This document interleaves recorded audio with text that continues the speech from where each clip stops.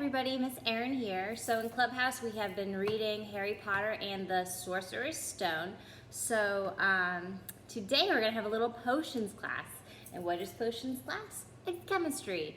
So we are going to make some elephant's toothpaste. A word about safety: if you are going to do this experiment at home, make sure you have some sort of eye protection. I'm going to use my sunglasses, and maybe some gloves too, especially if you use the stronger hydrogen peroxide like I will be using. Okay, so to make elephant's toothpaste, you need hydrogen peroxide. I have the salon version here. This is what you use to bleach your hair. If you don't have this at home, that's fine. You can use just regular hydrogen peroxide, but the stronger version makes a more explosive reaction. Okay, in addition to hydrogen peroxide, you're going to want some yeast, an empty container. I'm going to use my kombucha bottle, warm water, and then in this container I have just Dawn dish soap and a little bit of food coloring. All right, so let's get started. I have my gloves on, I'm ready to go. Be very careful when you pour your hydrogen peroxide. It can burn your skin. So I'm going to add half a cup of the peroxide to my measuring cup here. Carefully, of course, I don't want to spill it. Oh, you also want a tray. You can see that I have a tray here, just so that your your potions class doesn't get all over the table. It's contained. All right, I'm going to gently mix this so that the soap and the food coloring is all combined. Okay, once this is mixed, I'll put it aside for a second. So just put that aside. And now we need to activate our yeast. So if you have a packet of yeast, that's what you would use. If you don't have a packet like me, you make a lot of bread, you have the jar, you're going to want to add 1 packet's worth, which is 2 1/4 teaspoons, I believe. So I have my measuring cup here, it's half a teaspoon, so I'll add 4 1/2.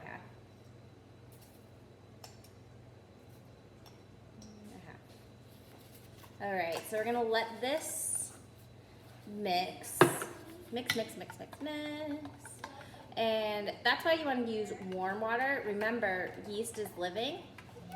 So when we add it to warm water, it activates. It's all happy and foamy. So you want to let this get nice and foamy.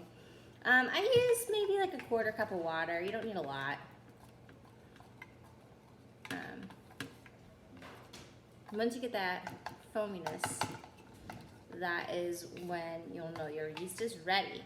Okay, so we'll let this sit aside for a second, get all happy, and we will add our peroxide to the bottle. And this is especially where you want to make sure you have your glasses on, because this is going to explode when I add the yeast, and I definitely don't want to get any in my eyes.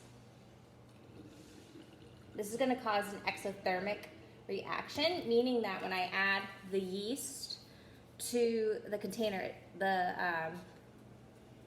creation I'm making is going to get really hot. Hot.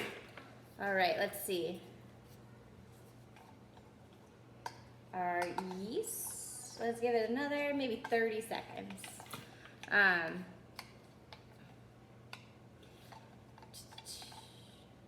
Yeah, so many of the classes that Harry takes in Hogwarts could be replicated in our world to some extent. So like the potions classes like chemistry, herbology, learning about plants and medicines, right?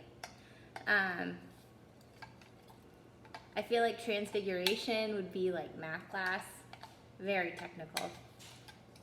History of magic, history class. What else do you say? Charms. Well, he has his broom class too, which reminds me of gym. All right, let us add this to it. I'm gonna step back here, put the bottle right here. All right, you guys ready? Let's do it. I'm gonna add it quickly. And there we go. You can see how foamy it gets. And then if I were to touch it, like I can feel the heat coming off of this right now.